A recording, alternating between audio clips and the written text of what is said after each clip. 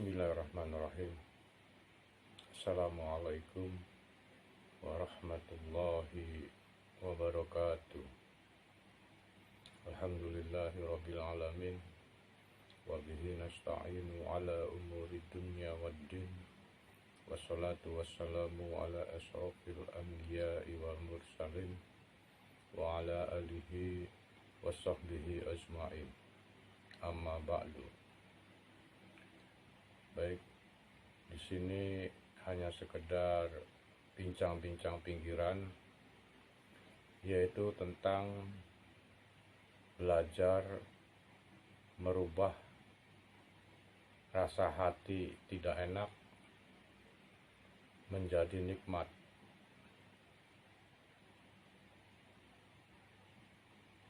Tidak kita pungkiri dan tidak bisa kita hindari dalam kehidupan kita sehari-hari, baik di dalam pergaulan, di dalam kerjaan, ataupun di mana saja berada,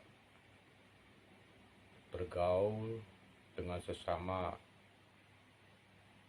teman ataupun orang lain. Seringkali perasaan hati kita ini merasa tidak enak disebabkan oleh omongan orang lain, oleh keadaan. Jadi hati kita bisa merasa tersinggung, merasa tidak enak, merasa gundah, resah, sakit hati, benci, dan lain sebagainya. Begitu juga hati sering merasa tidak enak walaupun tanpa sebab. Tiba-tiba merasa gundah, gelisah, khawatir, dan lain-lain sebagainya. Jadi hati manusia ini memang sering dibolak-balik, seperti sabda Nabi Shallallahu Alaihi Wasallam,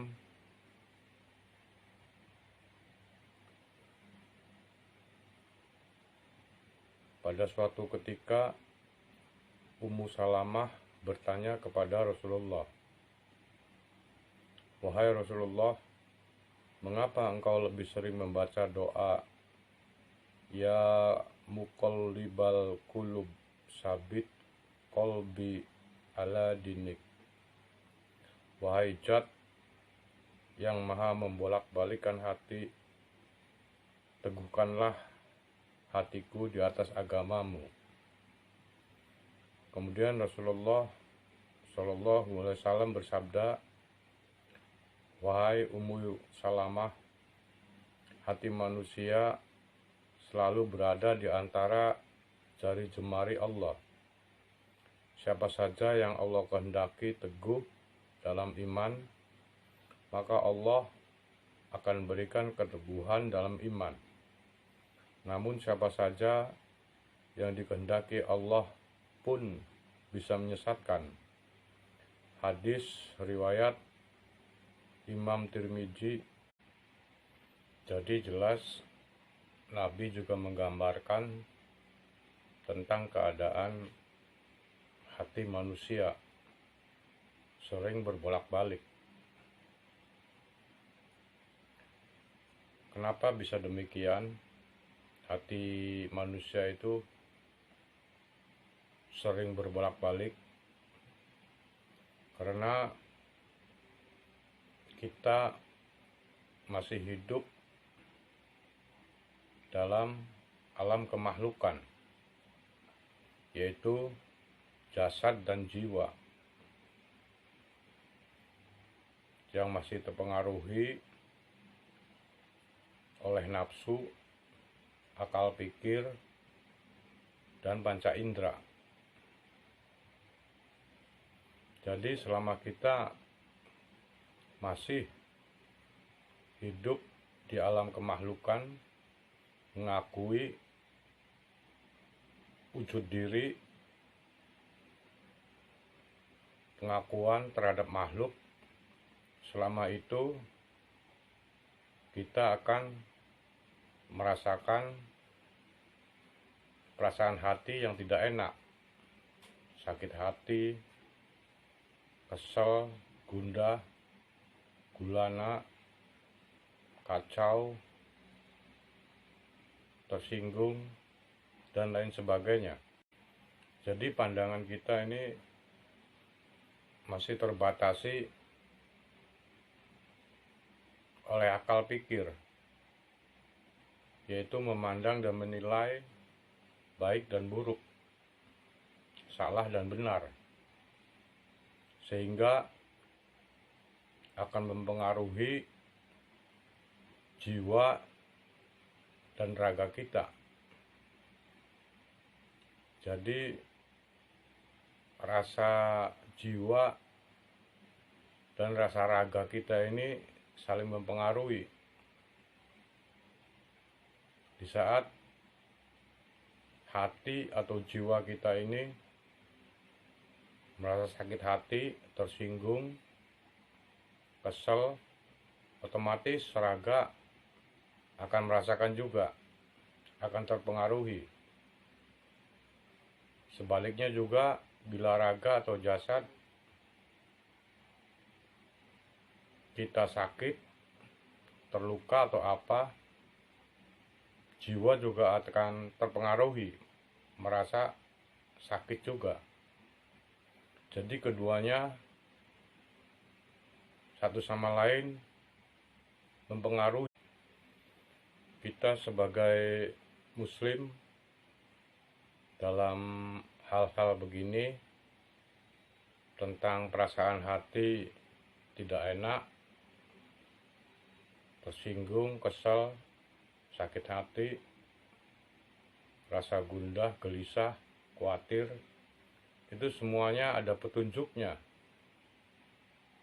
untuk menetralisir, untuk meredam keadaan-keadaan tersebut. Baik petunjuk itu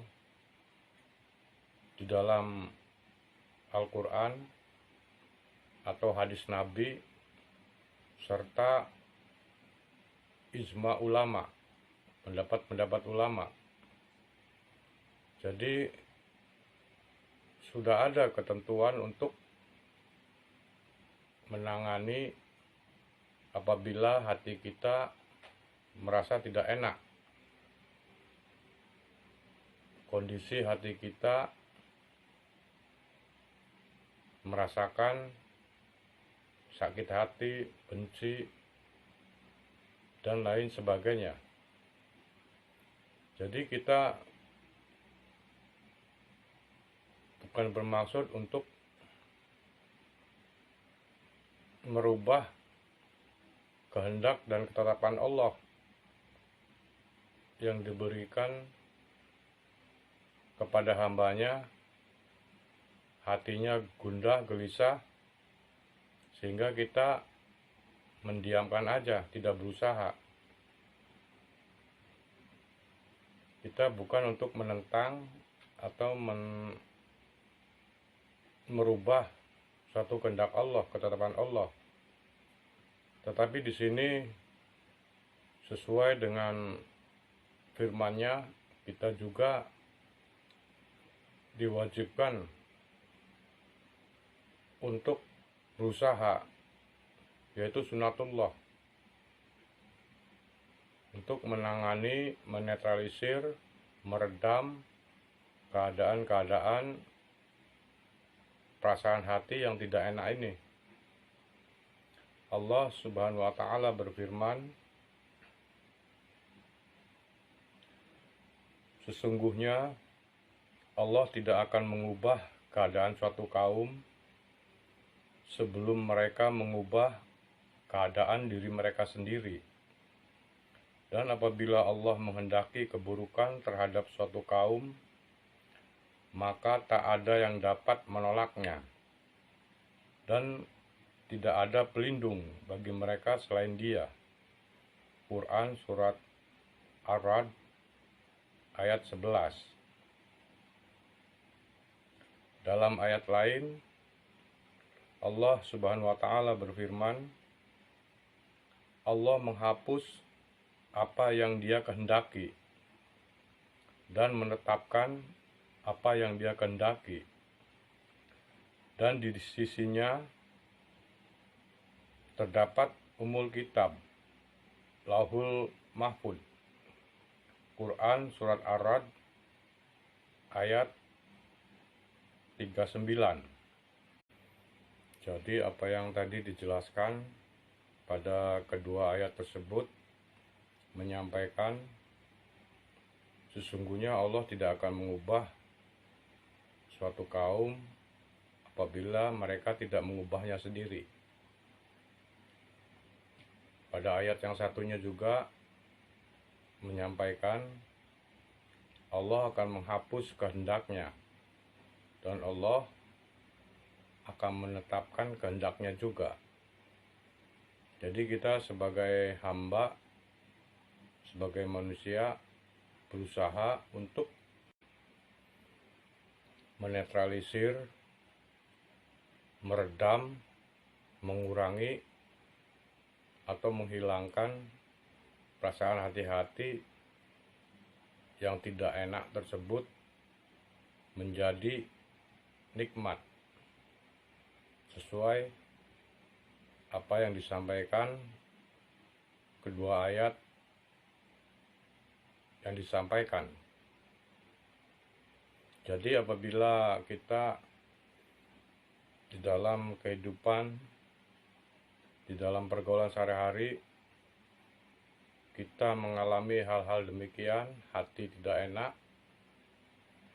yaitu kita belajar melatih diri dengan dua langkah. Yang pertama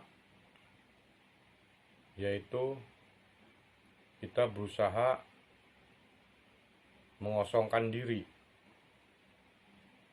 Yang kedua, kita berusaha menerima, mengakui keadaan perasaan hati tidak enak itu dari Allah Subhanahu wa Ta'ala. Yang pertama yang dimaksud, kita berusaha mengosongkan diri kita atau pengakuan terhadap makhluk. Maksudnya kita itu benar-benar mengosongkan, meniadakan diri kita sebagai makhluk. Isi dengan rasa atau kesadaran bahwa di sekujur tubuh hanya Allah yang ada. Semuanya Allah yang berperan. Itu kita belajar merasakan, terus rasakan dan menyadari di sekujur tubuh kita ini hanya Allah yang berperan. Jadi jangan diakui kita sebagai makhluk. Jangan mengakui wujud diri kita. Kalau kita selama mengakui kita masih ada wujud diri, kita merasa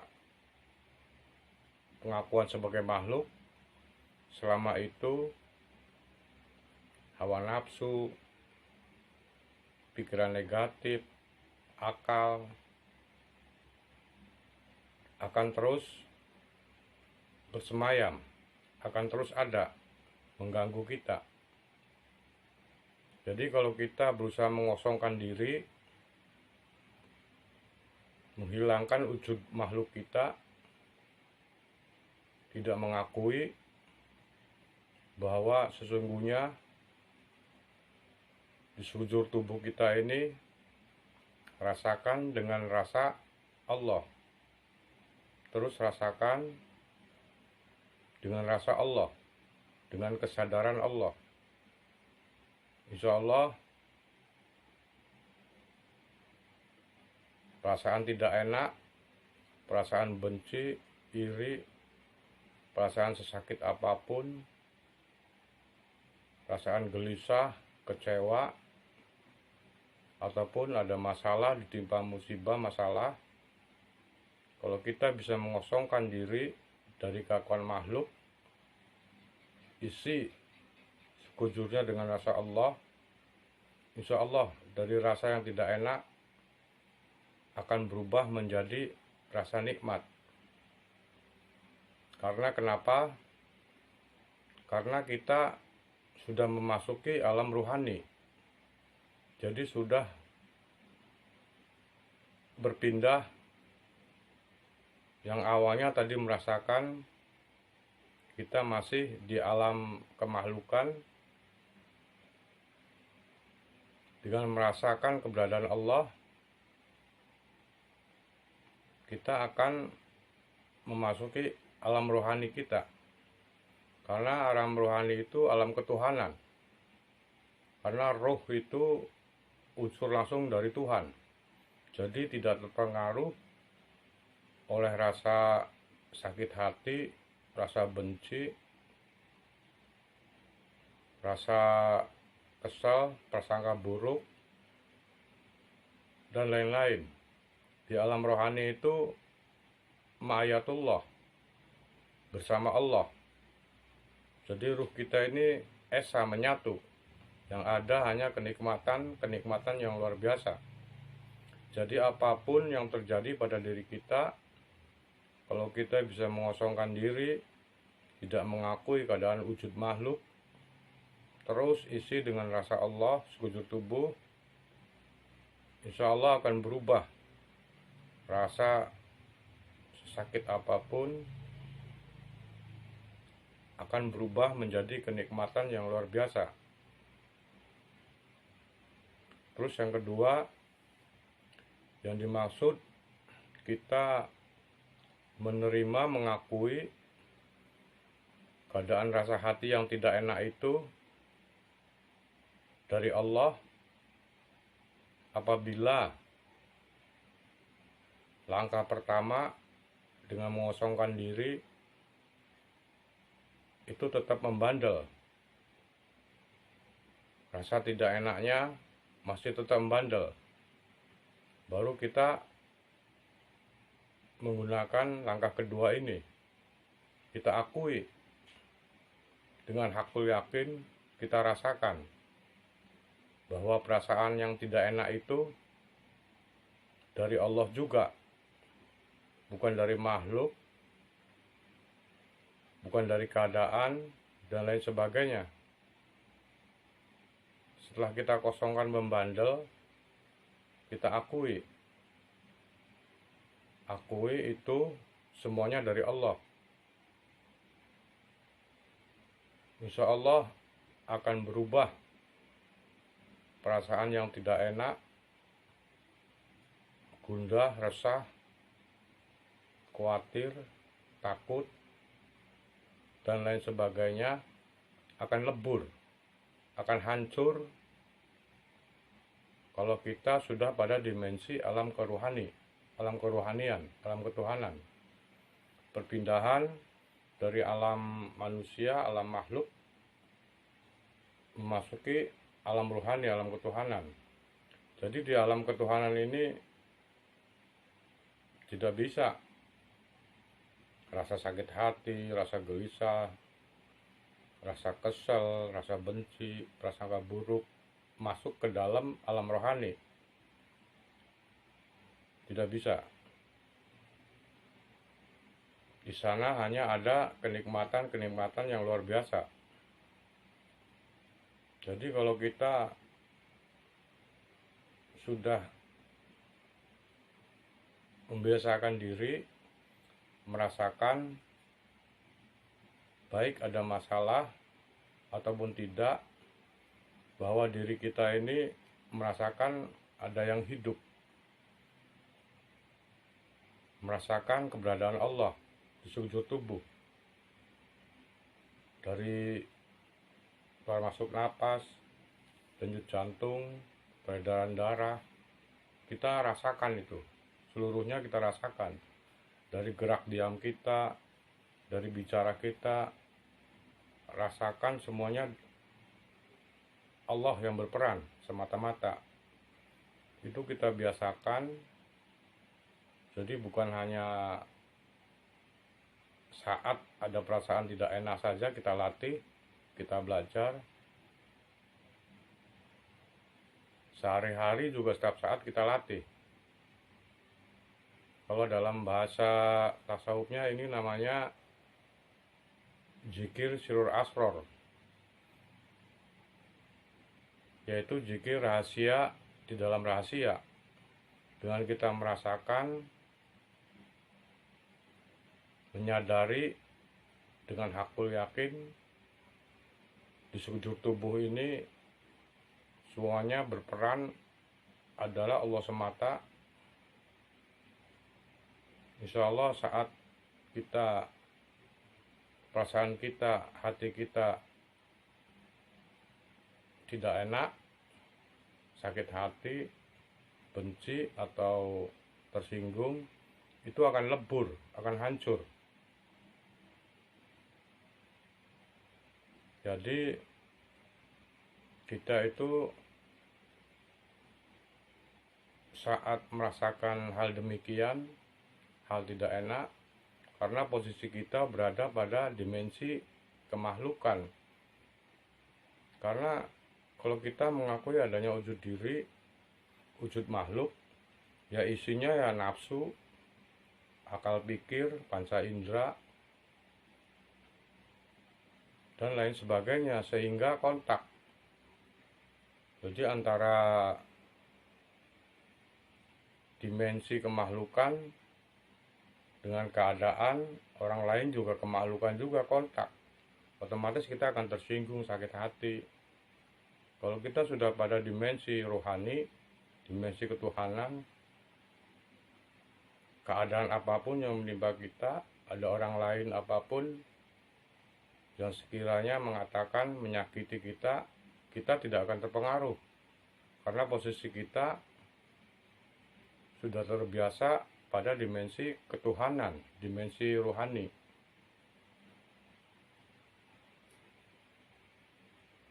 Allah Subhanahu wa Ta'ala berfirman,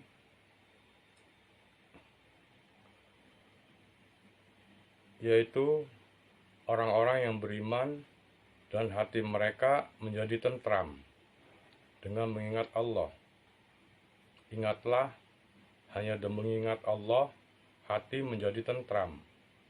Quran Surat Ar-Rod ayat 28. Jadi kesimpulannya, yaitu apabila kita merasakan keadaan hati tidak enak, yang pertama kita berusaha mengosongkan diri dari pengakuan makhluk. Yang kedua,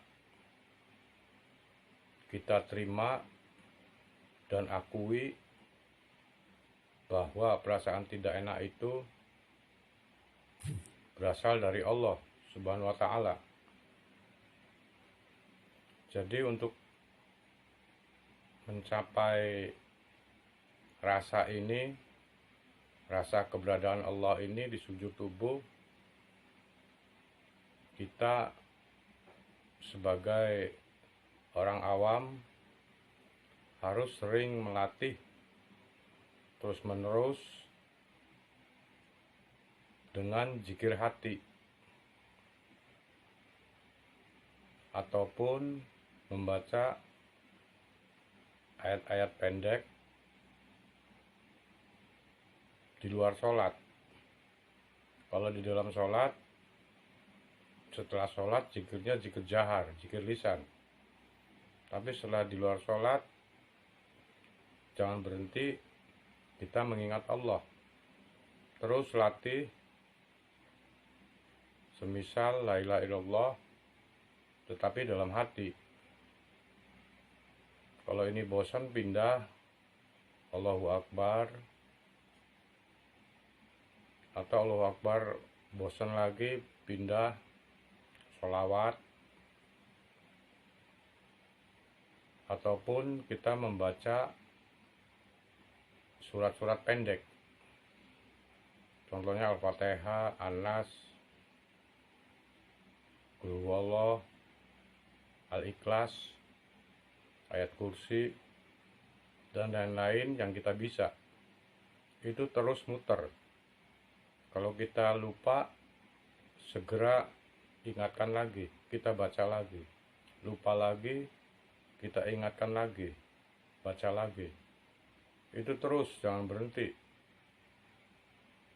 Kita latih. Tetapi bacanya di dalam hati. Jadi walaupun kita masuk WC, mau kemana aja, tempat kotor, selama itu tidak diucapkan dengan lisan, tidak ada masalah.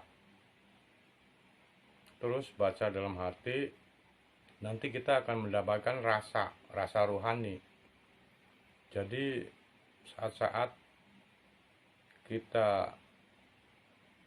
hati kita tidak enak, jadi akan cepat nyambung, akan cepat beralih dari rasa kemakhlukan menjadi rasa rohani, rasa ketuhanan. Yang di dalam rasa rohani itu yang ada hanya kenikmatan saja. Ma'ayatullah, hanya bersama Allah. Karena roh ini kan unsur langsung dari Allah, bagian langsung dari Allah yang ditiupkan saat proses penciptaan anak Adam. Makanya kita latih terus. Bagi yang kita ini orang awam, tetapi bagi yang orang bertorikoh, itu mungkin dia udah terlatih. Karena di dalam torikoh, kita itu diwajibkan baik di dalam sholat maupun di luar sholat, untuk senantiasa berzikir khafi, zikir hati, di mana saja, kapanpun. Yang kedua juga di dalam thariqah, kita membersihkan kotoran-kotoran hati. Jadi kalau seorang thariqah itu hatinya ngerasa benci, kesel apa, itu dia akan merasa sangat berdosa. Karena memang kita dianjurkan untuk menuju ke Allah itu harus bersih hatinya dari kotoran-kotoran, penyakit-penyakit hati. Itu kalau zikirnya orang thariqah diistiqomahkan, otomatis nanti nafsunya akan lemah dan akan berpindah ke alam rohani cepat. Sesuai tadi apa yang dijelaskan, rohani itu adalah unsur dari Allah langsung yang ditiupkan. Sesuai dengan firman-Nya, Allah Subhanahu wa Ta'ala berfirman, kemudian Dia, Allah, menyempurnakan dan meniupkan ke dalamnya ruhnya, dan Dia menjadikan bagi kamu pendengaran, penglihatan, dan hati. Tetapi kamu sedikit sekali bersyukur atau taat. Quran Surat As-Sajdah ayat 9.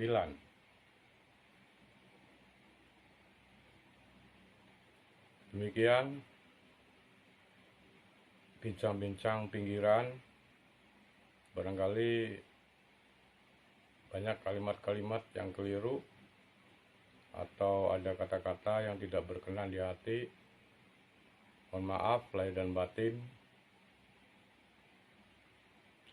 Ataupun ada ucapan yang tidak lancar, karena memang sesungguhnya bukan penceramah atau seorang kiai atau seorang ustadz. Kalau ada kata-kata yang masih belepotan, mohon dimaklumi. Assalamualaikum warahmatullahi wabarakatuh.